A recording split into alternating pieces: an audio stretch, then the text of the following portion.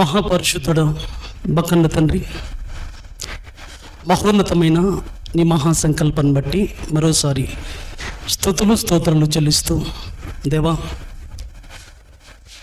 నీ అత్యున్నతమైన ఆలోచనలతో మా బ్రతుకులు మా జీవితాలు ముడిపడి ఒక ఉన్నతమైన ఆలోచనల మీద ఈ లోకానికి ఆరాధించబడి, తండ్రి నీ చిత్తాన్ని నీ సంకల్పాన్ని ఉద్ధరించి తిరిగి నీ ఉండే మహోన్నతమైన లోకానికి చేరువయ్యే పిల్లలుగా మా బ్రతుకులను కట్టుకున్నట్టులో ఈ సదస్సులో కృప చేయండి. వచ్చిన నీ పిల్లలను పేరు పేరున దీవించండి, ఆశీర్వదించండి. తండ్రి, విలువైన నీ మాటలను నీ పిల్లలతో పంచుకొనబోచుండగా సమయోచితమైన జ్ఞానము అలాగే ఆత్మ సహాయాన్ని, ఆరోగ్యాన్ని దయచేయమని పెడుతూ సమస్త ఘనత మహిమ ప్రభావం నీకే చెల్లిస్తూ ప్రభువైన యేసుక్రీస్తు పేరిట ఈ ప్రార్థన అడిగి వేడుకుంటున్నాం మా కన్న తండ్రి, ఆమెన్.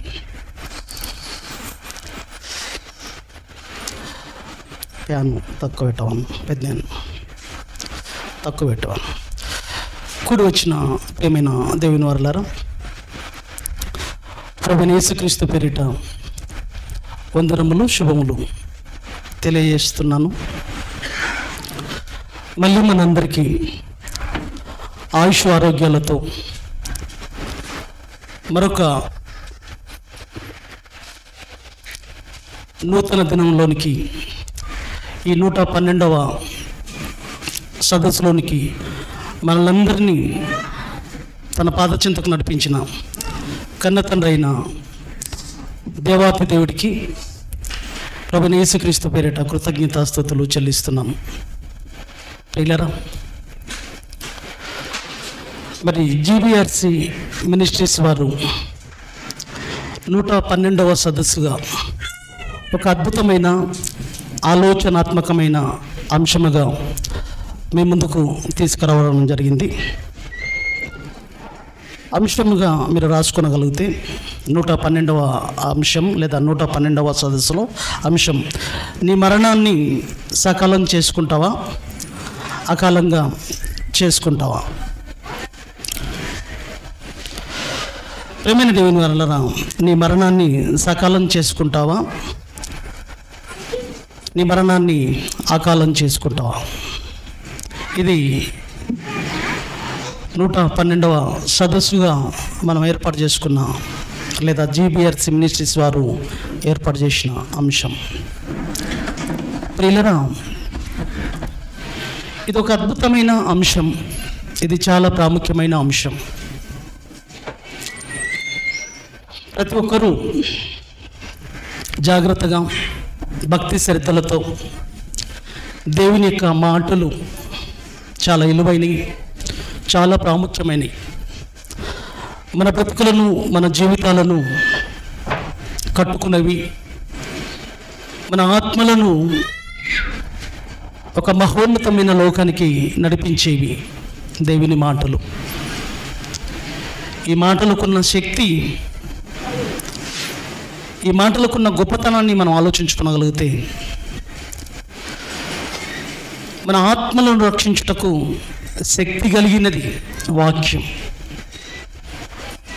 మనమనే ఆత్మలను మహోన్నతమైన లోకానికి నడిపించే శక్తి కలిగినది దేవుని వాక్యం. యాకోబు 1:21 అంటాడు దేవుడు, ఆత్మలను రక్షించుటకు శక్తి కలిగినది వాక్యం.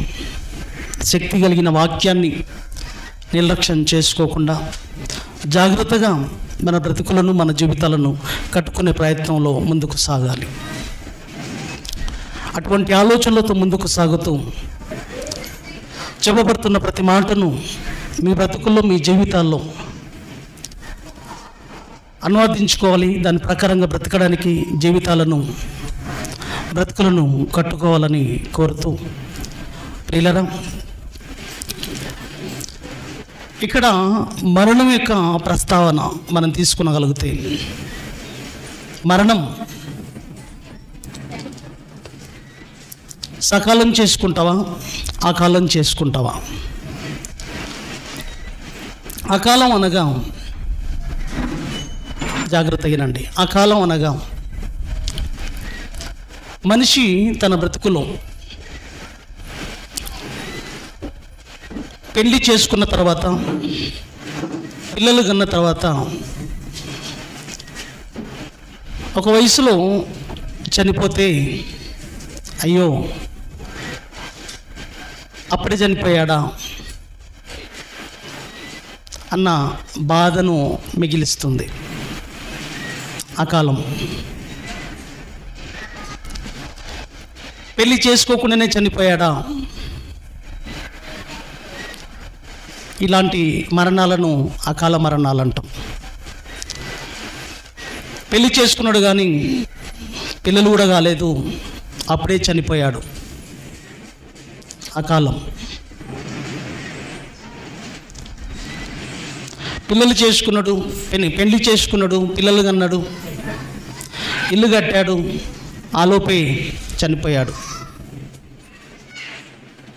పిల్లలను ఒక స్థితిలో చేర్చకుండానే, ఏది చేయకుండానే చనిపోయాడు, అయ్యో అని బాధపడతాం. ఇక సకాలం వచ్చేస్తే, సకాలం అనేది ఆలోచిస్తే, ఒక వ్యక్తి చనిపోయాడు అనుకుంటే, సకాలం గురించి ఆలోచిస్తే ఒక వ్యక్తి చనిపోయాడు అనుకుంటే అప్పుడు మనం అంటాం ఎంత వయసు, ఆ వ్యక్తి యొక్క వయసు 89 సంవత్సరాలు. 89 సంవత్సరాలు సరే సరిపోయిందిలే, పెద్ద బాధపడం. ఎందుకంటే పెళ్ళయింది, పిల్లలు అయ్యారు, వాళ్ళ పెళ్ళిళ్ళు చేశాడు, మనవరాళ్ళను చూశాడు, మనవన్లు చూశాడు, మనవరాళ్ళ పెళ్ళిళ్ళను కూడా చూశాడు. 90 సంవత్సరాలు నిండాయి కదా అనుకొని దాన్ని సకాలం మరణం అంటాం. ఈనాలి మీరు అది సౌండ్ పెంచుకోరాలు. ఎందుకంటే ఆ వయసు ఎలా ఉంటుందంటే 90 సంవత్సరాలు 80 సంవత్సరాలు అంటే అంతా అయిపోయి ఉంటుంది. శరీరం కూడా సహకరించిన పరిస్థితిలో, నడవలేని పరిస్థితిలో, వృద్ధాప్యంలో చనిపోయాడు, పర్వాలేదని ఆలోచిస్తాం. ఇది మనిషి తన ఆలోచనలో చెప్పుకుంటున్న విషయాలు, అకాలానికి సకాలానికి. అర్థమైందా మీకు? అకాలం అంటే ఏది చేసుకోకుండా, ఏది అనుభవించకుండా చనిపోయాడు చూశారు, దాన్ని అకాలం అంటుంటారు. అన్నీ అనుభవించాడు, అన్నీ చేశాడు, ఒక 70, 80, 90 సంవత్సరాలు బ్రతికాడు, సరిపోయింది, అది సకాలం, పర్వాలేదు అనుకొని ఇది అకాలం సకాలం. ప్రియులారా, మన బ్రతుకులో కూడా, మన జీవితాలలో కూడా మన యొక్క మరణాన్ని సకాలం చేసుకునేదిగా ఉండాలి. ఇది మనుషుల బ్రతుకుల్లో మాట్లాడుకుంటున్న విషయం. ఇది ఇలా మరణిస్తే, ఈ విధంగా మరణిస్తే కదా, ఏది అనుభవించకుండా, ఏది పొందుకోకుండా చదువుతూ ఒక ఇంజనీరింగ్ చదువుతూ చనిపోయాడు అనుకోండి, బాధపడతాం. ఆ కాలం ఈ మరణం. అన్నీ పూర్తి చేసుకొని వెళ్ళిపోతే అదేం మరణం అంటాం? సకాలం అంటాం. ఇది మనిషి యొక్క ఆలోచనలో, తన యొక్క ఉద్దేశాలలో మాట్లాడుకుంటున్న మాటలు. అందుకే దేవుని యొక్క ఆలోచనలో ఇది ఎంతవరకు రైట్? దేవుడు అంటాడు 55 కీర్తనలు, క్షమించండి, యెషయా గ్రంథము 55వ అధ్యాయము, యెషయా గ్రంథము 8వ వచనం చూడండి అమ్మ.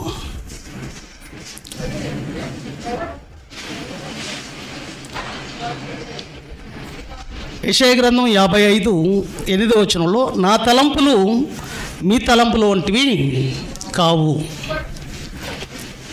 ఎందుకంటే నా మార్గములు మీ మార్గములు వంటివి కావు. చూశారు అక్కడ ఏముంది? 8 వచనంలో, నా తలంపులు మీ తలంపులు వంటివి కావు, మీ త్రోవలు నా త్రోవలు వంటివి కావు అని చెప్పి, ఆకాశములు భూమికి పైన ఎంత ఎత్తుగా ఉన్నావో మీ మార్గముల కంటే నా మార్గములు, మీ తలంపుల కంటే నా తలంపులు అంత ఎత్తుగా ఉన్నాయి. ఇది మనిషి తన యొక్క బ్రతుకులో మాట్లాడుకుంటున్న విషయాలు. ఇది మనం ఈ విధంగా ఆలోచిస్తాం. ప్రియులారా, ఈరోజు మన బ్రతుకులో మన యొక్క జీవితంలో ఏదో ఒక రోజు మనిషి మరణించాలి. మనిషికి మరణం అనేది తథ్యం. ఏ రోజైనా ఎప్పుడైనా మనిషి మరణించాల్సిందే. ఏ మనిషి ఈ భూమి మీద శాశ్వతం కాదు. మరణించిన ప్రతి మనిషి లేదా పుట్టిన ప్రతి మనిషి, ఈ భూమి మీదకి అడుగు పెట్టిన ప్రతి మనిషి ఏదో ఒక రోజు మృత్యు ఒడిలోనికి వెళ్ళాలి. ఏదో ఒక రోజు మరణం ఒడిలోనికి వెళ్ళాలి. ఏదో ఒక రోజు మరణించాలి. మరి నీ మరణాన్ని అకాలం చేసుకుంటున్నావా? నీ మరణాన్ని సకాలం చేసుకుంటున్నావా? దేవుడి ఆలోచనలతో ఆలోచిద్దాం. మనుషుల ఆలోచనలు చూసాం కదా. మనుషుల ఆలోచనలు ఎవరితో సేవలు చేసుకోకుండా, ఎవరితో పరిచర్యలు చేసుకోకుండా, ఏ ఇబ్బంది లేకుండా కదా. ఒక మనిషి చనిపోయాడు అనుకోండి, ఎవరితో చేయించుకోలేదు, కొన్ని రోజులు మూలన పడ్డది లేదు. ఆ వ్యక్తి ఒక 70 సంవత్సరాలకో ఒక 60 సంవత్సరాలకో చనిపోయాడు అనుకోండి, ఏమంటారు? ఆ మరణాన్ని ఎవరితో ఏం చేయించుకోకుండా, ఎవరితో పరిచర్యలు చేసుకోకుండా, ఎవరితో సేవలు చేసుకోకుండా చక్కగా చనిపోయాడు. ఈ చావు మంచి చావు. ఎందుకంటే ఎవరితో ఏ సేవలు చేసుకోలేదు. తను బలంగా ఉన్నప్పుడే తన పని తను చేసుకుంటూనే మరణించాడు. మంచి మరణం అంటారు, దానికి పేరు పెట్టారు. ఇలా మనిషి తన బ్రతుకులో తను ఈ విధంగా నిర్వర్తించుకుంటున్నాడు ఈ విషయాలపైన. ఇక దేవుని ఉద్దేశాలలోనికి వెళితే, ప్రేమైన దేవుని వల్లరా, మనం కూడా ఏదో ఒక రోజు మరణించాలి. అది ఎప్పుడన్నది తెలియదు, ఏ రోజు అన్నది తెలియదు. మరి నీ మరణము అకాలమా సకాలమా?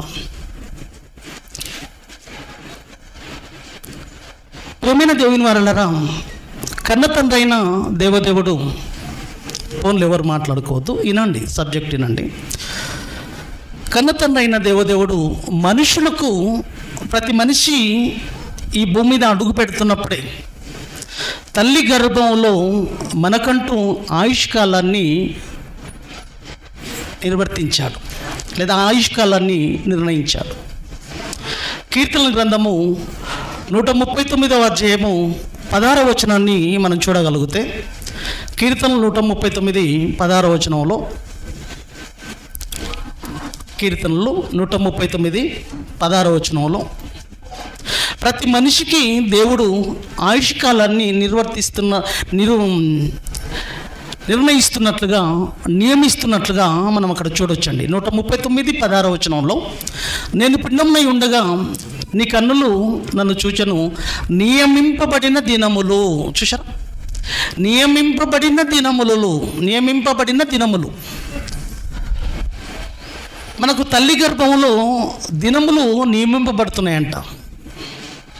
అంటే మన పుట్టుకతో పాటు చావు కూడా నిర్ణయించబడుతుంది. ఎప్పుడు మరణించాలి, ఏ రోజు మరణించాలి అనేది కూడా తల్లి గర్భంలో ఉన్న దేవుడు డిక్లేర్ చేసి భూమి మీదకి పంపిస్తున్నాడు. బాగా ఆలోచించాలి. ప్రతి మనిషికి ఇంత ఆయుష్ అని, ఇంతకాలం బ్రతకాలని మరణాన్ని రాసి భూమి మీదకి పంపిస్తున్నాడు. మరణాన్ని డిక్లేర్ చేసి పంపిస్తున్నాడు. ఇలా జాగ్రత్తగా ఆలోచిస్తే, ఈరోజు భూమి మీద మన బ్రతుకులో ఒక వ్యక్తి పెళ్ళి కాకుండానో, ఒక వ్యక్తి పెళ్ళి చేసుకున్న తర్వాతనో, పిల్లలు కన్న తర్వాతనో చనిపోతే అది అకాలము కాదు. ఒక వ్యక్తి 60, 70, 90 సంవత్సరాల్లో బ్రతికితే అది సకాలము కాదు. ఇప్పుడు మళ్ళీ ఈ విధంగా ఆలోచిస్తున్నాం. మొదట ఎలా ఆలోచించాం చూడండి. ఒక వ్యక్తి 30, 40 సంవత్సరాల్లో చనిపోతే అది అకాలం అనుకుంటున్నారు. కానీ 30, 40 సంవత్సరాల్లో చనిపోతే అది అకాలం అనకూడదు. ఒక 90 సంవత్సరాలు, 80 సంవత్సరాల్లో అన్నీ పూర్తి చేసి చనిపోతే అది సకాలం అని కూడా అనకూడదు. ఎందుకంటే దేవుని ఆలోచనలోనికి వెళ్ళి ఆలోచిస్తే ఏది అకాలం, ఏది సకాలం, ఇది దేవుని ఉద్దేశాలలోనికి వెళ్ళి ఆలోచించాలి. దేవుని యొక్క ఆలోచనలోనికి వెళ్ళి ఆలోచించగలిగితే, ప్రియమైన దేవుని వరలరా, దేవుని ఉద్దేశాలలోనికి వెళ్ళి ఆలోచిస్తే ప్రసంగి గ్రంథం 7వ అధ్యాయము 17వ వచనాన్ని చూడండి. ప్రసంగి గ్రంథం 7వ అధ్యాయము 17వ వచనం. ప్రసంగి గ్రంథము 7వ అధ్యాయము 17వ వచనం. అధికముగా దుర్మార్గపు పనులు చేయకుము, బుద్ధిహీనముగా తిరగవద్దు. బుద్ధిహీనముగా తిరగవద్దు, నీ కాలమునకు ముందుగా నీవేళ చనిపోవుదు. అధికముగా దుర్మార్గపు పనులు చేయకము, బుద్ధిహీనముగా తిరగవద్దు, నీ కాలమునకు ముందుగా నీవేళ చనిపోదు అంటుంది ఇక్కడ. యోబు గ్రంథము 22:16 వచనంలో కూడా మనం చూడగలిగితే, ప్రియులరా,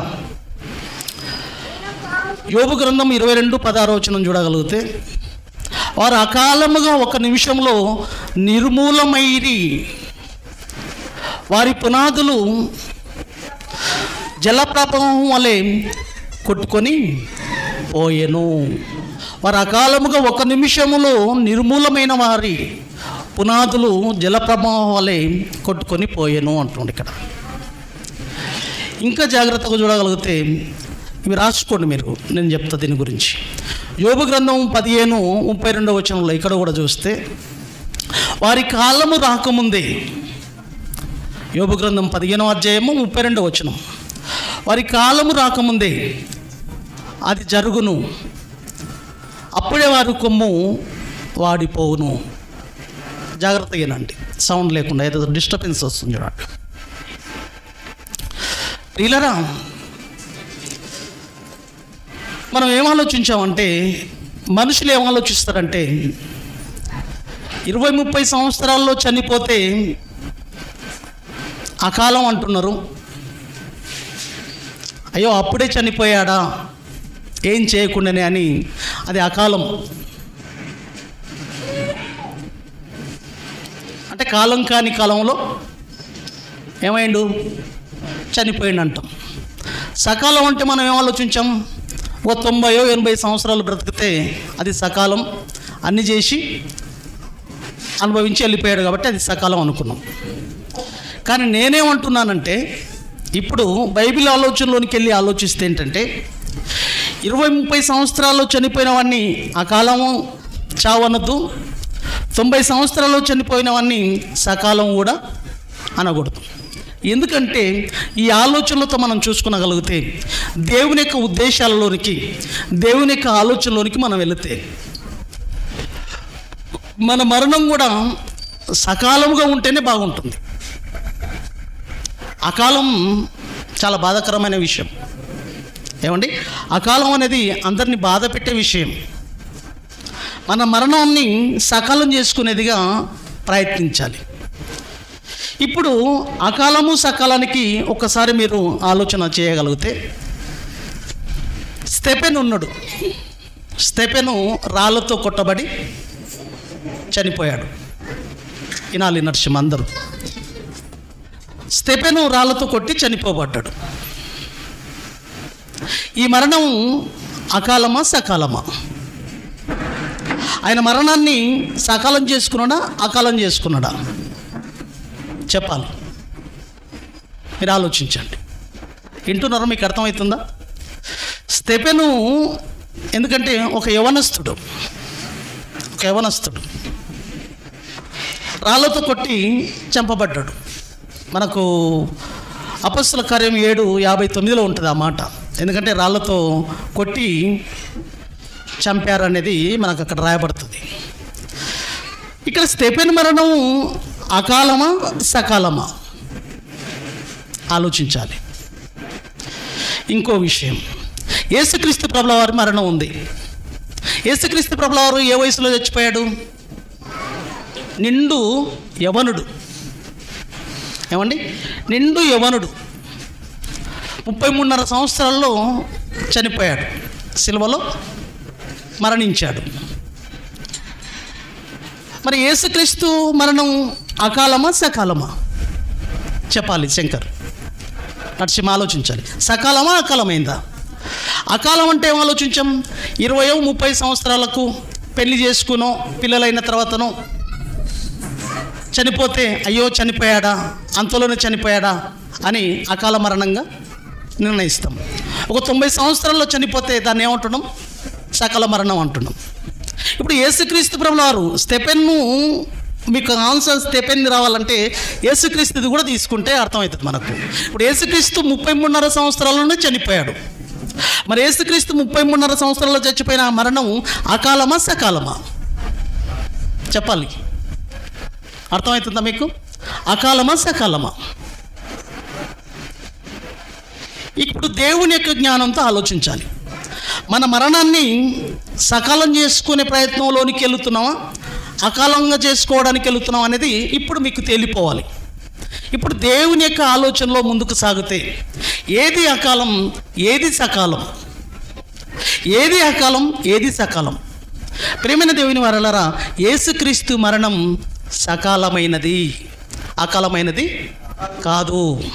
ఎందుకంటే ఇప్పుడు చూడండి చెప్తున్నాడు దేవుడు. ఎందుకంటే యేసుక్రీస్తు మరణం ఎందుకు అకాలం కాదు, ఎందుకు సకాలమైనది? ఆయన మరణం సకాలం చేసుకున్నాడు, అది సకాలమైన మరణం. ఎందుకంటే యోహాను సువార్త 17వ అధ్యాయము 4వ వచనం చూడండి ప్రియులారా. యోహాను సువార్త 17వ అధ్యాయము 4వ వచనం అండి. 4వ వచనం. యోహాను సువార్త 17వ అధ్యాయము 4వ వచనం. చేయుటకు నీవు నాకు ఇచ్చిన పనిని నేను సంపూర్ణముగా నెరవేర్చి భూమి మీద నిన్ను మహిమపరిచితిని. చూశారా? అంటే చేయుటకు నీవేవైతే పని ఇచ్చావో, చేయుటకు నీవు ఇచ్చిన పనిని భూమి మీద నాకు ఇవ్వబడిన బ్రతుకు కాలంలో సంపూర్ణం చేసి నేను భూమి మీద నిన్ను మహిమపరిచి నేను చనిపోయాను, తిరిగి లేచాను 3వ దినాన. అంటే యేసుక్రీస్తు ప్రభుల వారు 33.5 సంవత్సరాలకు అతనికి ఇచ్చిన ఆయుష్కాలంలో అతనికి చావు వచ్చేసరికల్లా దేవుని యొక్క సంకల్పాన్ని పూర్తి చేశాడు. భక్తుల మరణమంతా సకాలమైనది అండి. వాళ్ళ మరణం, భక్తుల మరణమంతా సకాలమైనదే. ఎందుకంటే ఇక్కడ సకాలం అంటే ఏంటంటే తనకు ఇవ్వబడిన బ్రతుకు కాలంలో, తనకు ఇవ్వబడిన ఆయుష్ కాలంలో మరణదినం వచ్చేసరికి దేవుని సంకల్పాన్ని ఎవరైతే పూర్తి చేసేసుకుంటారో, పనిని పూర్తి చేసేస్తారో వాళ్ళ మరణం ఏ మరణం? సకాలమైన మరణం. వాళ్ళ మరణాన్ని ఏం చేసుకుంటున్న వాళ్ళు? సకాలం చేసుకుంటున్నవారు. ఇది దేవుని యొక్క ఆలోచనలతో అద్భుతమైన విషయం ప్రియమైన దేవుని వారలారా. ఈ మరణానికి 20 సంవత్సరాలు, 30 సంవత్సరాలు, 40 సంవత్సరాలు, 90 సంవత్సరాలు అన్న తేడా ఉండదు. ఎందుకంటే 33.5 సంవత్సరాలు యేసుక్రీస్తు ప్రభుల వారు దేవుడు తనకు ఇచ్చిన పనిని సంపూర్ణంగా నెరవేర్చాడు. పనిని సంపూర్ణంగా నెరవేర్చి అంటే తనకు ఇవ్వబడిన ఆయుష్కాలం 33.5 సంవత్సరాలు. 33.5 సంవత్సరాలలో తన యొక్క మరణం వచ్చేసరికల్లా దేవుని పనులను ఏం చేసుకున్నాడు? పూర్తి చేసుకున్నాడు. పూర్తి చేసుకొని తన మరణాన్ని ఏం చేసుకున్నాడు? సకాలంగా చేసేసుకున్నాడు. ఈ మరణం 20, 30, 40 అనేది ఉండదండి. ఒక వ్యక్తి 20 సంవత్సరాలకే చనిపోయాడు అనుకోండి, ఆ 20 సంవత్సరాలకు చనిపోయిన వ్యక్తిని అది అకాల మరణం అనకూడదు. ఎందుకంటే తన బ్రతుకులో దేవుని సంకల్పాన్ని పూర్తి చేసి చనిపోయిన వాడుగా ఉండొచ్చు కదా. ఈ మరణానికి 20, 30, 40 అన్న తేడాలు ఉండవు. అంటే తనకు తల్లి గర్భంలో నిర్ణయించిన కాలం ఏదైతే ఉందో ఆ కాలం, ఆ మరణ దినం వరకు దేవుని పనులను, దేవుని యొక్క సంకల్పాన్ని, దేవుని యొక్క ఉద్దేశాలను తన బ్రతుకులో పండించేస్తే ఆ మరణము సకాలమైనది, ఆ మరణం సకాలంగా చేసుకున్నాడు, సకాలమైన మరణము అది. ఇప్పుడు మనం లోకంగా ఆలోచిస్తే యేసుక్రీస్తు ప్రభువు వారి మరణం ఏ విధంగా కనబడుతుంది?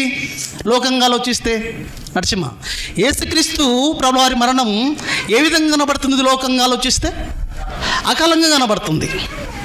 స్టెఫెన్ మరణం ఏ విధంగా కనబడుతుంది? అకాలంగా. కానీ దేవుని దృష్టిలో, దేవుని సంకల్పంలో యేసుక్రీస్తు మరణం సకాలమైనది. ఎందుకంటే తనకు ఇవ్వబడిన బ్రతుకు కాలంలో, తనకు ఇవ్వబడిన జీవిత కాలంలో తనకు మరణము వచ్చేసరికల్లా దేవుని పనిని పూర్తి చేసుకున్నవాడు, తన యొక్క మరణాన్ని సకాలం చేసుకున్నవాడు. ఈ సకాలం చేసుకున్న వారే మహోన్నతమైన లోకానికి అర్హతను సంపాదించుకుంటారు. ప్రేమైన దేవుని వారలారా, మనిషి తనకు ఇవ్వబడిన బ్రతుకు కాలం ఒక్కసారి ఆలోచించాలి. భూమి మీద మనుషుల బ్రతుకులో మనం చూస్తామండి. భూమి మీద మనుషుల బ్రతుకుల్లో మనం చూస్తాం. ఒక వ్యక్తి చనిపోయిండు అనుకుందాం. ఒక వ్యక్తి 40 సంవత్సరాలకు చనిపోయిండు. 40 సంవత్సరాల వయసులో చనిపోయాడు. అప్పుడు మనం ఏమంటామంటే, 40 సంవత్సరాలకు చనిపోయిన వయసు గురించి మనం ఆలోచిస్తే, అతనికి పెళ్ళయింది, పిల్లలు అయ్యారు, పిల్లల పెళ్ళిళ్ళు అయ్యాయి, ఇల్లు కట్టాడు, అన్నీ చేశాడు, అన్నీ సమకూర్చాడు. పోతే పోని ఎందుకు అన్నీ వెనకకి తిరిగి చూసేస్తే అతను బ్రతుకులు అన్నీ ఏం చేసేసాడు? నెరవేర్చాడు. పోతే పోని. ఇప్పుడు పిల్లలకు పెళ్ళిళ్ళు చేశాడు, వాళ్ళను ఒక స్థిరమైన, ఒక ఉన్నత స్థితిలో నిలబెట్టాడు, వాళ్ళకు కావలసిన భవిష్యత్తునిచ్చాడు, అన్నీ సమకూర్చాడు, అన్ని సౌలతులు ఏర్పాటు చేశాడు. 40 సంవత్సరాల్లోనే చనిపోయాడు. ఆ వ్యక్తిని చూసి మనం ఏమంటాం? పర్వాలేదులే, అన్నీ చేసి వెళ్ళిపోయాడు. ఒక వ్యక్తి 60 సంవత్సరాల్లో చనిపోయాడు, కానీ ఏం చేయలేదు, పిల్లల పెళ్ళిళ్ళు చేయలేదు, పిల్లలకు ఒక గూడు నివాసం అంటూ లేదు. అటువంటి వాడిని మనం ఏమంటాం? దరిద్రమైన చావీడు, చచ్చిపోయాడు, కానీ ఏది ఒకటి కూడా చేయకుండా, సాధించకుండా వెళ్ళిపోయాడు అంటామా లేదా? లోకంగా కూడా. అంటే ఇక్కడ ఏది ప్రాముఖ్యంగా మనం తీసుకుంటున్నాం? పనులు పూర్తి చేశాడు బెటర్ అంటున్నాం. ఇక్కడ కూడా లోకంగా పనులు పూర్తి చేయకుండా చచ్చాడు అనుకోండి, దరిద్రుడు, పోయాడు. వీడు ఏం చేయకుండానే పోయాడు, ఏం చేయలేకుండానే పోయాడు. వెనకకి తిరిగి చూస్తే 60 సంవత్సరాలు బ్రతికాడు, కానీ పిల్లల పెళ్ళిళ్ళు చేయలేదు, పిల్లలకి ఇంత నివాసం అంటూ ఏర్పాటు చేయలేదు, పిల్లలకి ఇంత దాచిపెట్టలేదు, పిల్లలకు ఇంత అంటూ ఏది సంపాదించలేడు. మనం ఏమంటాం అప్పుడు? చూసారా? అంటే ఇక్కడ ఏది మనం ప్రస్తావనకు తీసుకుంటున్నాము? ఏం చేశాడు? తన బ్రతుకుల పనులను పూర్తి చేశాడా, పూర్తి చేయలేదా అనేది కూడా లోకపరంగా చూస్తున్నాం. ఇక్కడ పరలోకపు తండ్రి కూడా మన బ్రతుకులో ఒక అద్భుతమైన ఆలోచన కలిగి ఉన్నాడు. ప్రేమైన దేవుని వారలారా, ఈ భూమి మీదకి అడుగు పెట్టబడిన ప్రతి మనిషికి ఒక పని మీద, ఒక బాధ్యత మీద ఈ లోకానికి అడుగు పెడుతున్నాడు. ప్రతి మనిషి భూమి మీద అడుగు పెట్టబడుతున్న ప్రతి మనిషికి ఒక పని మీద, ఒక బాధ్యత మీద ఈ భూమి మీదకి అడుగు పెట్టబడుతున్నాడు. ఆ పనిని బట్టి మనిషికి కాలాన్ని నిర్ణయిస్తున్నాడు. చావు పుట్టుకల మధ్య ప్రియులరా, మనం ఒక విషయాన్ని మనం జాగ్రత్తగా తీసుకునగలిగితే, మనిషి చావు పుట్టుకల మధ్య ఉండేది ఏంది? చావు పుట్టుకల మధ్య మనకు జీవితకాలం. చావు పుట్టుక మధ్యలో ఉన్న కాలము మన జీవితకాలం. ఈ జీవితకాలము ఏ కాలము? ఈ చావు పుట్టుకల మధ్య ఉన్నది మన జీవితకాలం. ఈ కాలము ఏ కాలము? పనికాలము. ఈ చావు పుట్టుకల మధ్య ఉన్న కాలం ఏం కాలం? పనికాలం. అంటే ఈ చావు పుట్టుకల మధ్య మనకు అప్పజెప్పిన బాధ్యతలు, మనకు అప్పజెప్పిన పనులను పూర్తి చేసేసుకోవాలి. అదే తల్లి గర్భంలో ప్రతి మనిషికి దేవుడు నియమించాడు ఆయుష్కాలాన్ని. ఒక్కొక్కరికి ఒక స్తోమతను బట్టి ఇంత ఆయుష్ అండి. ఈ మనిషి ఎన్ని సంవత్సరాల్లో పూర్తి చేయగలుగుతాడు, ఈ వ్యక్తి ఎంత కాలంలో నా పనులను పూర్తి చేయగలుగుతాడు, ఈ వ్యక్తి ఎంత కాలంలో పూర్తి చేయగలుగుతాడు అనేది తల్లి గర్భంలోనే ప్రతి మనిషికి ఆయుష్ కాలం అనేది నిర్ణయించబడుతుంది. ఈ ఆయుష్ కాలాన్ని నిర్ణయించిన నీకు దేవుని యొక్క సంకల్పాన్ని నీ బ్రతుకుల్లో పూర్తి చేసుకునే దిశ వైపుగా, మరణం సంభవించే దిశకు, మరణంకి నీవు చేరువయ్యేసరికి, మరణం నీకు వచ్చేసేసరికల్లా, మరణం నిన్ను కబలించేసరికల్లా, మరణం ఒడిలోనికి వెళ్ళేసరికి, మరణం నిన్ను కబలించేసరికల్లా దేవుని యొక్క పనిని పూర్తి చేస్తున్నావా అన్నదే ప్రాముఖ్యం ఇక్కడ. కాబట్టి ప్రియమైన దేవుని వారలారా, మన బ్రతుకుల్లో మనం మన జీవితాలను సకాలం చేసుకునే ప్రయత్నంలోనే మన బ్రతుకులను ముందుకు నడిపించుకోగలిగితేనే మహోన్నతమైన బ్రతుకును, మహోన్నతమైన జీవితాన్ని పొందుకునే అవకాశం ఉంది. అందుకే దేవుడు ఒక అద్భుతమైన మాట రాశాడు. మీరు చూడండి, ఎఫెసీయులకు రాసిన పత్రిక 2వ అధ్యాయము, ఎఫెసీయులకు రాసిన పత్రిక 2వ అధ్యాయము 10వ వచనం అండి. ఎఫెసీయులకు రాసిన పత్రిక 2వ అధ్యాయం 10వ వచనం. ప్రతి మనిషి భూమి మీదకి అడుగు పెట్టబడిన ప్రతి మనిషి ఒక పని మీద, ఒక బాధ్యత మీద వస్తున్నాడు. మీరు ఆలోచించుకోండి దయచేసి. మరియు వాటి యందు మనం నడుచుకోవాలని, మనము వీటి యందు నడుచుకోవాలని దేవుడు ముందుగా సిద్ధపరిచాడంటండి. ముందుగా సిద్ధపరిచిన పనులు, సత్క్రియలు, ముందుగా సిద్ధపరిచిన ఏంటివి? సత్క్రియలు. ఈ సత్క్రియలు చేయుటకే మనం యేసుక్రీస్తునందు సృష్టించబడిన వారమై ఆయన చేసిన పని అయి ఉన్నాం. ముందుగా సిద్ధపరిచిన సత్క్రియలు, ముందుగా దేవుడు సిద్ధపరిచిన పనులను చేయడానికే మనం ఈ భూమి మీదకి కొంత ఆయుష్ కాలాన్ని కలిగి, ఒక్కొక్కరు కొంత ఆయుష్ కాలం. నేను ఒక 45, ఇప్పుడు నాకు ప్రస్తుతం 46, ఇంకా నాకు 47 సంవత్సరాలు 48 సంవత్సరాలు తెలియదు. ఇప్పుడు శంకర్కు ఉన్నాడు, శంకర్కు ఒక 40 సంవత్సరాలు ఇచ్చాడా, 50 సంవత్సరాలు ఇచ్చాడా తెలియదు. రాములకి 50 ఇచ్చాడా, నరసింహకు ఒక 40 ఇచ్చాడా, 45 ఇచ్చాడా, పెద్దనకు ఒక 70 ఇచ్చాడా, ఇక్కడ మీకు పిల్లలకు 30 ఇచ్చాడా, 40 ఇచ్చాడా తెలియదు. కానీ ప్రతి మనిషికైతే వాళ్ళ యొక్క స్తోమత, వాళ్ళ యొక్క పరిస్థితిని బట్టి దేవుడు ఎంతైతే వాళ్ళ సామర్థ్యాన్ని బట్టి ఆ పనులు ఎంత కాలంలో పూర్తి చేసేస్తారన్న ఆలోచనతో ప్రతి మనిషికి ఆయుష్ కాలాన్ని దేవుడు తల్లి గర్భంలో నిర్ణయిస్తున్నాడు. దేనికోసం ఆయుష్ కాలం? మనకి ఇవ్వబడిన ఆయుష్ కాలం దేనికోసం? దేవుని యొక్క పనుల నిమిత్తం. మన బ్రతుకు కాలంలో దేవుడు సిద్ధపరిచిన పనులను చేయడానికి మనకు కాలం అనేది ఇవ్వబడ్డది.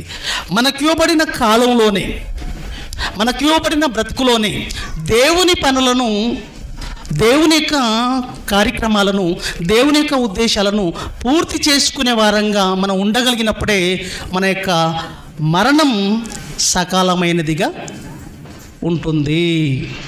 అది ఎంత వయసు అన్నా కానీ, నువ్వు 30 సంవత్సరాలకే పూర్తి చేస్తే 30 సంవత్సరాల్లో మరణించావు అనుకోండి, అదేది సకాలమైనది. అంటే మన మరణం వచ్చేసరికల్లా, నువ్వు మరణించేసరికల్లా, మరణం ఒడిలోనికి వెళ్ళేసరికల్లా దేవుని యొక్క సంకల్పాన్ని, దేవుని యొక్క పనులను నీ బ్రతుకులో పూర్తి చేసేవాడుగా, పూర్తి చేసేదానివిగా, పూరించేదానివిగా నీవు ఉండగలిగితే నీ బ్రతుకు లేదా నీ మరణం సకాలమైనదిగా ఉంటుంది. నీ మరణాన్ని సకాలముగా చేసుకుంటున్నట్లు. ఇప్పుడు ప్రియమైన దేవుని వారలారా, ఆలోచించండి. ఈ భూ బ్రతుకు కాలంలో, మన జీవితంలో, ఈ భూమి మీదకి ప్రవేశించిన మనకి ఇవ్వబడిన ఆయుష్ కాలం ఎంతో తెలియదండి. ఎప్పుడు మరణిస్తామో తెలియదు, ఏ రోజు మరణిస్తామో తెలియదు. మరి దేవుడు అప్పచెప్పిన పనులను పూర్తి చేసేసుకునే దశలో మనం ఉంటున్నామా? మన మరణాన్ని సకాలం చేసుకునే ప్రయత్నంలోనికి ముందుకు సాగుతున్నామా? అకాలం చేసుకునే ప్రయత్నంలోనికి ముందుకు సాగుతున్నామా? ఒక్కసారి ఆలోచించుకోండి. అకాలం అంటే పనులు పూర్తి చేయకుండా వెళ్ళిపోవడం, సకాలం అంటే పనులు పూర్తి చేసుకొని వెళ్ళిపోవడం. మరి మన బ్రతుకులో ఇప్పటి వరకు ఆలోచించండి, దేవుని కార్యక్రమాలు, దేవుని పనులు ఎన్నో బోలెడు పనులు మిగిలిపోయాయండి. సంపూర్ణం చేయలేకపోయాం, పూర్తి చేయలేకుండా ఎన్నో కార్యక్రమాలు, ఎన్నో పనులు మన బ్రతుకులో మిగిలిపోయాయి. యేసుక్రీస్తు ప్రభువు వారు తనకు ఇవ్వబడిన బ్రతుకు కాలంలో భూమి మీద 33.5 సంవత్సరాల ఆయుష్ కాలంలోనే, తనకు ఇవ్వబడిన 33.5 సంవత్సరాలలోనే దేవుని యొక్క పనులను సంపూర్తి చేశాడు. నీ బ్రతుకులో కూడా సంపూర్ణముగా పూర్ణ మనసుతో, పూర్ణ ఆత్మతో, పూర్ణ ఆలోచనలతో దేవుని పనులను పూరించేవాడుగా, పూర్తి చేసేవాడుగా, సంపూర్ణం చేసేవాడిగా నీ బ్రతుకు ముందుకు సాగుతుందా ఒక్కసారి ఆలోచించుకోవాలి. సకాలం చేసుకుంటున్నావా లేదా ఆకాలం చేసుకునే దిశ వైపు వెళ్తుందా నీ బ్రతుకు? ఒక్కసారి మనసును పెట్టి ఆలోచించండి ప్రేమైన దేవుని వారలారా. ఆకాలం చేసుకునే దిశ వైపుగా నీ బ్రతుకు వెళ్ళిపోతే మహాదారుణం అండి. అది ఒక భయంకరమైన చీకటిలోనికి బ్రతికెళ్ళిపోతుందండి. దేవుడు అప్పచెప్పిన పనులలో నీ బ్రతుకు ముందుకు సాగుతుందో లేదో ఒకసారి ఆలోచించు. ఎందుకంటే మృత్యువు ఎప్పుడో మనకు తెలియదండి. ఎందుకంటే ప్రసంగి 9:12 వచనంలో మీరు చూస్తే, చదవండి అమ్మా, ప్రసంగి 9:12 వచనంలో, ఈ భూమి మీద ఉన్న మనిషి, ఈ భూమి మీద అడుగు పెట్టబడిన మనిషి ఎప్పుడు అనేది తన మరణం ఎరగడండి. ఎప్పుడు చావు వస్తుందో తెలియదు ప్రేమైన దేవుని వారలారా. ఏ క్షణానైనా, ఏ నిమిషంలోనైనా, ఏ గడియలోనైనా మృత్యువు నిన్ను కబలించవచ్చు. ఏ నిమిషంలోనైనా మృత్యువు నిన్ను వడి చేరొచ్చు, తన వడిలోనికి చేర్చుకోవచ్చు. ఏముందమ్మా? 9:12 వచనం, తమ కాలము ఎప్పుడు వచ్చునో. చూసినా, ప్రతి మనిషి అండి తమకున్న కాలం ఎన్ని రోజులు, ఎంతకాలం ఉంటాని ఏ మనిషి ఎరగడండి. తమ కాలం ఎప్పుడు వచ్చినో నరులు ఎరగరు. 9:12 రాసుకోండి. ఎప్పుడు మరణం వస్తుందో తెలియదు నాన్న. దయచేసి ఉన్న మంది జాగ్రత్తగా వినడానికి ప్రయత్నం చేయండి. ఎప్పుడు మరణం అనేది సంభవిస్తుందో మనకు తెలియదు. మరి ఎప్పుడు మరణం సంభవిస్తుందో తెలియని నీకు నీ బ్రతుకులో దేవుడు అప్పచెప్పిన పనులను పూర్తి చేసుకునే దిశ వైపుగా నీ బ్రతుకును ముందుకు నడిపించుకునే దానివిగా, నడిపించుకునే వాడివిగా ఉన్నారో లేదో మిమ్మల్ని మీరు చూసుకోవాలి. వినాలమ్మ సువర్ణ, ఎలా బ్రతుకుతున్నాం మనం? ఎలా ఉన్నాయి మన జీవితాలు? ఏమండి, మరణం ఎప్పుడు వస్తుందో తెలియదు కదా. నీకు దేవుడు అపారమైన ఆలోచనలు కలిగి భూమి మీదకి నేను పంపించడంలో ఒక ప్రధానమైన ఉద్దేశం ఉంది. నీకంటూ ఇంత ఆయుష్ ఇచ్చాడు. నీకు ఆయుష్ ఇవ్వడంలో దేవుని ప్రధానమైన ఉద్దేశం ఏంటో తెలుసా? తన పని నిమిత్తము నీకు ఇంత ఆయుష్ అంటూ భూమి మీదకి పంపించాడు. నీ స్తోమతను బట్టి, నీ పరిస్థితులను బట్టి ఇంత ఆయుష్ ఇచ్చాడు. ఆ ఆయుష్ కాలంలోనే నీకు ఇవ్వబడిన ఆ యొక్క జీవిత కాలం ఏదైతే ఉందో ఆ కాలంలోనే పూర్తి చేసుకునే దిశ వైపుగా నీ బ్రతుకు, నీ జీవితం ఆ ప్రయత్నాలలో కొనసాగుతుందో లేదో ఒక్కసారి మనసు పెట్టి ఆలోచించుకోకపోతే చాలా ప్రమాదంలోనికి నీ బ్రతుకెళ్ళబోతుంది నీ జీవితం. ప్రేమైన దేవుని వారలారా, పరలోకపు తండ్రి అండి, పరలోకపు తండ్రి మనకు ఈ సమస్త సృష్టిలో మన కోసం ఏది కూడా అసంపూర్తిగా చేయలేదండి. ఈరోజు మనమేమో దేవుని పనులను సగం చేశాం, సంపూర్తి చేయలేకపోతున్నాం. పూర్తిగా దేవుని కొరకు సరెండర్ కాలేకపోతున్నాం. దేవుని కార్యక్రమాలు అంటే పట్టవు, దేవుని యొక్క ఉద్దేశాలు అంటే పట్టవు. దేవుని కార్యక్రమాల దగ్గరికి రాలేకపోతున్నాం, దేవుని కార్యక్రమాలు చేయలేకపోతున్నాం, దేవుని కార్యక్రమాలకు ఇవ్వలేకపోతున్నాం, దేవుని కార్యక్రమాల దగ్గర వచ్చి కూర్చొని నేర్చుకోలేకపోతున్నాం. చెప్పిన విషయాలు, చెప్పిన ఆలోచనలను మన బ్రతుకులో అనువాదించుకోవట్లేదు, ఆస్వాదించుకోవట్లేదు, దాని ప్రకారంగా బ్రతకట్లేదు, దాని ప్రకారంగా ముందుకెళ్ళట్లేదు, ఇతరులకు చెప్పట్లేదు. ఇతరులను వెలిగించాలి, నేను వెలిగించబడి ఇతరులను వెలిగించాలన్న ఆలోచన లేకుండా బ్రతుకుతున్నావు ఈరోజు నీ బ్రతుకులో. ఎందుకంటే ప్రతి క్షణం సృష్టిలో సమస్తాన్ని అనుభవిస్తున్నావు నీ బ్రతుకులో. కానీ దేవుడు నీకు చేసే విషయంలో, దేవుడు ఈ సమస్త సృష్టిని నీకు నిర్మించడంలో నీకు ఏ లోటు ఉండకూడదు, ఏ అసౌకర్యమైన పరిస్థితులు ఉండకూడదని ఈ సృష్టిలో సంపూర్ణంగా 7 రోజుల్లో మనిషికి కావలసింది ఇది ఉంది ఇది లేదు అనకుండా అన్ని సకల సౌలతులతో సౌకర్యాలతో సమకూర్చిన వాడు మన పరలోకపు తండ్రి. సకల సౌకర్యాలతో సంపూర్ణముగా 7 రోజుల్లో సంపూర్తి చేసిన వాడు మన పరలోకపు తండ్రి. ఆదికాండము 2వ అధ్యాయము 1వ వచనం చూడండి ప్రియులారా. మన కన్న తండ్రి మన కోసం ఇంతగా మన గురించి ఆలోచించి మన అవసరతలను లేదా మన యొక్క బాగోగు కోసం దేవుడు 7 రోజులు తన యొక్క 6 రోజుల రెక్కల కష్టాన్ని పంచి మనకు సంపూర్ణంగా చేసేస్తే దేవుడి పనులను మనం ఎందుకు సంపూర్ణంగా చేయలేకపోతున్నాము? దేవుడి ఆలోచనలోనికి మనం ఎందుకు వెళ్ళలేకపోతున్నాము? పూర్తిగా సంపూర్ణంగా మన బ్రతుకుల్లో పూర్తి చేసే దిశ వైపుగా వెళ్ళాలన్న మనసు మనకెందుకు లేకుండా మన యొక్క మరణాన్ని సకాలం చేసుకునే దిశ వైపుగా ఎందుకు వెళ్ళట్లేదు? 1వ వచనం, ఆదికాండం 2వ అధ్యాయం 1వ వచనం. ఆకాశమును భూమియు వాటిలో ఉన్న సమస్త సమూహమును సంపూర్తి చేయబడెను. ఏమండి? సమస్త సమూహమును సంపూర్తి చేయబడనండి. ఆకాశమును భూమియు వాటిలోనున్న సమస్తం. ఏమండి? ఆకాశములో స్పేస్, భూమిలో ఉన్నది టోటల్గా సముద్రాలు కావచ్చు, భూమి మీద ఉండే వస్తు సముదాయం అది ఏదైనా కావచ్చు, టోటల్గా సమస్త సమూహమును సంపూర్తి చేయబడెను. దేవుడు తాను చేసిన తన పని 7వ దినములోగా సంపూర్తి చేసి తాను చేసిన తన పని అంతటి నుండి 7వ దినమున విశ్రమించెను. చూశారు? ఏది కొదవ మంది ఈరోజు నీకు బ్రతుకులో? మత్తయి సువార్త 6:8 తెరవండమ్మా. మత్తయి సువార్త 6:8. చూడ, ఏది తక్కువ చేశాడు నీ దేవుడు నీకు? ఏది తక్కువ చేశాడండి నీకు? ఏది తక్కువ చేశాడు నీ బ్రతుకులో? మత్తయి సువార్త 6:8 అమ్మా.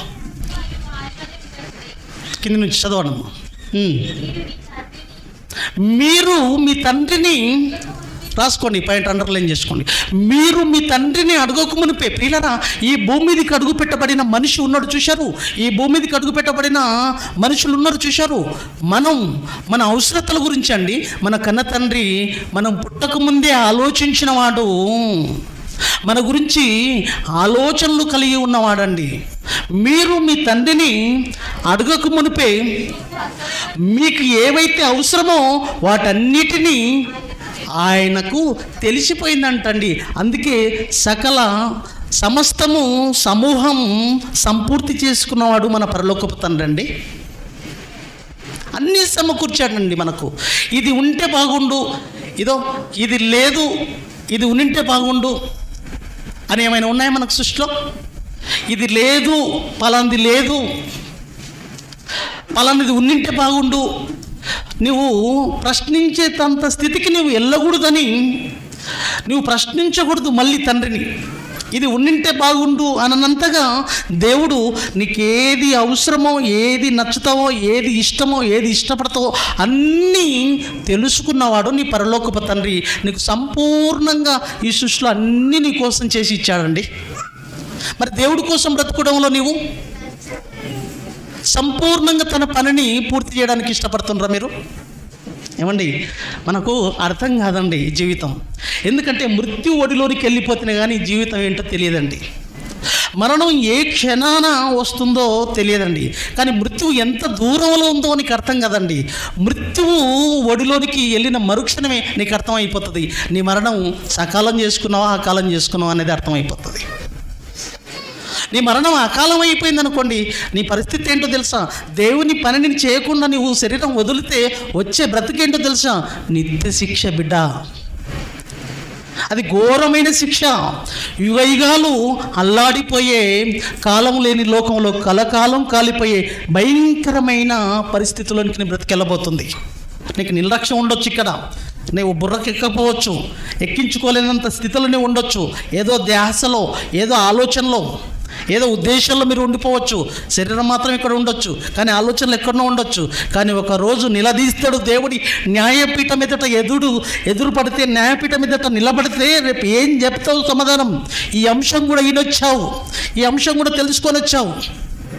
నీ బ్రతుకు కాలంలో నీ మరణానికి నీకు ఇవ్వబడిన కాలంలో సకాలం చేసుకోవాలి నా పనులు.